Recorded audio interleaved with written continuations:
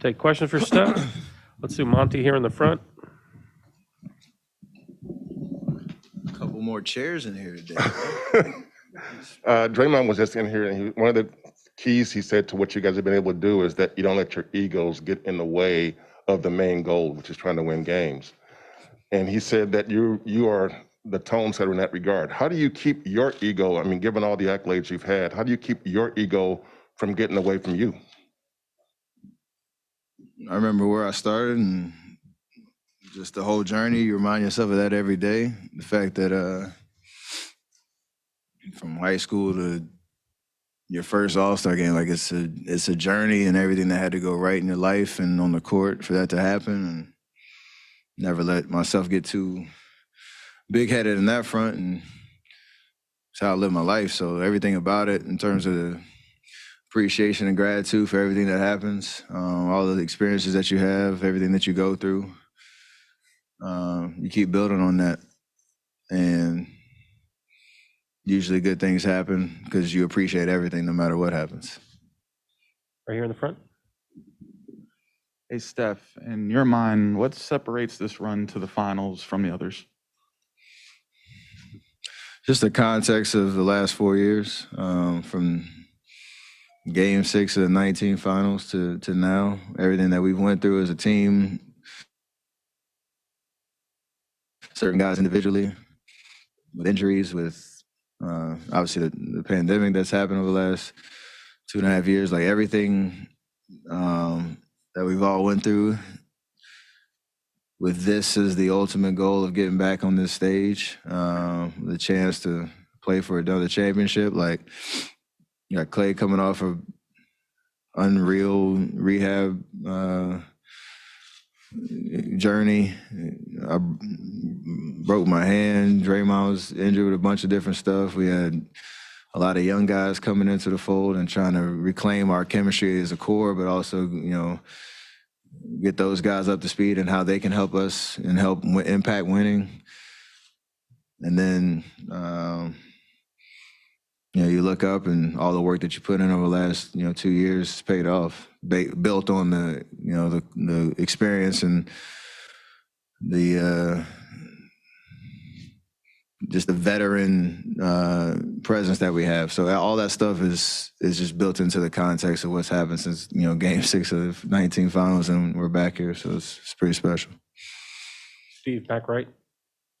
Early in the year, Draymond shared his concerns that this two-track approach of veterans coming back and the young guys being brought along might not be the best shot of getting to this point again. Did you share that outlook, or were you on board throughout with the patience and perspective that, the development part was asking? I think there's always questions and concerns in terms of when you have change and when you're presented with different routes to go. And I shared similar sentiments with Draymond on like options of what could happen last offseason and what we should or shouldn't do. What's missed in his comments is the confidence in what our core is about and who we are and what we can do on the court when we're all together and healthy. And it's pretty impressive that, it all has come together the way it has over the course of the season. I think there was even probably a surprise that we started out this season the way we did. I think we were 18-2 at one point, and I don't think we even understood that it would kind of click that quickly. So you ride that momentum, and that obviously carries you through some crazy ups and downs throughout the season with injuries and the revolving door, the rotation and all that. But it also speaks to, I know that's the taboo word, the culture of our organization. Like, it speaks to who we are and what it takes to win at the highest level. And however, the young guys can learn that, and however they have learned that, it's been amazing to watch. Gary in the second row. Yeah. Younger generation just might only remember the Warriors dynasty title contenders yearly, but it wasn't always that way. What was your impression of the organization when they drafted you? What did you think? What did you know about Golden State when you got here? What was going through your mind draft night when they took you? There's a lot in that question.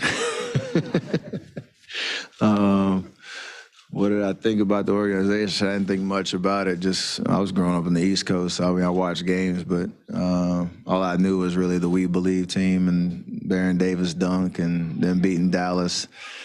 That was the top of mind. I knew about Run TMC, but didn't really understand the history as much. So when I got drafted, I thought I was going to New York, and didn't really have Golden State on the radar at all. And then there was a lot of drama that my rookie year with the potential Phoenix trade at draft night, and me and Monte as a small backcourt, can we play together? And obviously what his answer was at the time. So there's a lot going on in that sense. But to see the evolution from that year to now, and the fact that 6 out of the last 8 years we've been in the finals, like, it's crazy to think about, for sure. It speaks to all the different people that have had a part in that. Myself, Draymond, Clay, Andre, all the vets that have played significant roles for us. Our front office, Joe and Peter. Like, it's been an amazing run. We obviously feel like we still have a lot left in the tanks while we're here. So I don't want to depress myself with the history of the organization right now. So I'm going to think about the bright moments. So I appreciate it. Adam, all the way in the back. Steph, these Celtics, obviously this is their first time at this level. Is there things from your first time you guys made the finals that, I don't know, that surprised you, you felt, you weren't prepared for, that you look back on that you wish you'd known about this level? Me, I'm not going to give it away right now for them. I think the biggest things like days like today, where your routine's a little different than it usually is in terms of your practice, your preparation, and all that. There are obviously nerves and adrenaline and anxiety and everything in terms of the emotions of playing at this stage. And that first game is sometimes all over the place because of that. And then once you settle in, it does become about basketball like it normally is. I think some of those guys have had multiple, Eastern Conference Finals appearances and stuff like that. So it's similar, but it obviously is different when you're in the last two teams and you're feeling 4 wins away from winning a championship. So, once you get those nerves out, after the first game, you kind of settle in, and it becomes a little bit more normal each time. Mark, right here. Hey, Steph, given the influx of injuries that Andre's had this season, how have you seen him handle both that reality as well as approach the mentorship role that he's had compared to the other years? He's the same Andre. I think it's just in a different capacity in terms of where he knows he can help us, since he's had a tough go with the injury. So if he's not available on the court, he's been amazing. And just being a voice, a presence for the young guys, not just in the locker room during practice, but obviously you've seen him up and demonstrative during games on the sidelines. He's always been like that, but obviously when you're playing, you're a little bit more focused on what you have to do in between the lines. But he's also such a great guy and a great leader that he's aware of, if he's not out there, he can still have an impact. And it requires maybe a different level of energy and attentiveness, because you're not just worried about yourself and what you're doing out on the court, you're worried about everything else. Draymond just talked about what it feels like to sort of be an old head on the team. And he was saying that Kuminga, sometimes he feels like he looks at him like he's 55 years old. Do you consider yourself an old head now? And what does that feel like or look like to you? At times, I try not to let my mind think about that too much, because I don't want to feed into it. You want to feel like I'm still in my prime for as long as I can go out there and hoop the way I am. But it is weird. You think about like the age range of guys on this team that are out there and playing. You got 19, 20-year-olds, 34, Draymond's 33, whatever it is. And like you got, life is just different. across the board. I always ask them, like, what do y'all do when y'all go home? Like, how y'all spending the next 6 hours? My day is a little different. So it's you appreciate the ability to influence those guys at the time that they're in right now, because that will set them up for success. Hopefully, as they come into their own as vets in the league and find their way and become true professionals. Some of that's straight one-to-one verbal, good conversation. Some of that's just showing it by example of how you show up to work every day. So it is pretty cool to be the old head and be able to pass that wisdom off to the young guys. Kendra in the front.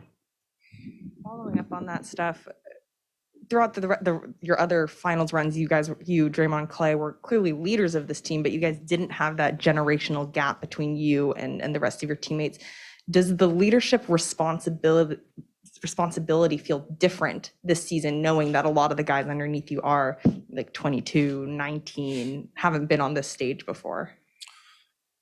Not so much that, just more so because they're going to have an opportunity to play right away, and them playing, we rely so much on what they do out there on the court when they get their opportunity to help impact winning, because there is opportunity available. So it's not so much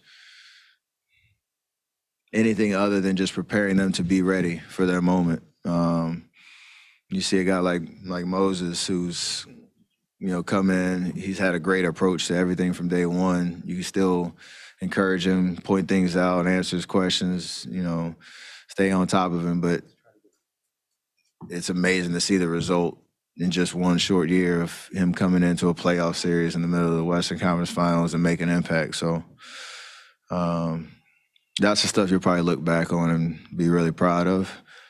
Because there's a lot of instability around this league, and not everybody has the infrastructure and the presence to bring guys along like that. Last one here on the right.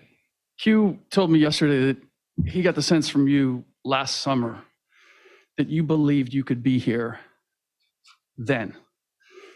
What was it that you saw or believed that made you feel like that the team you had could be here?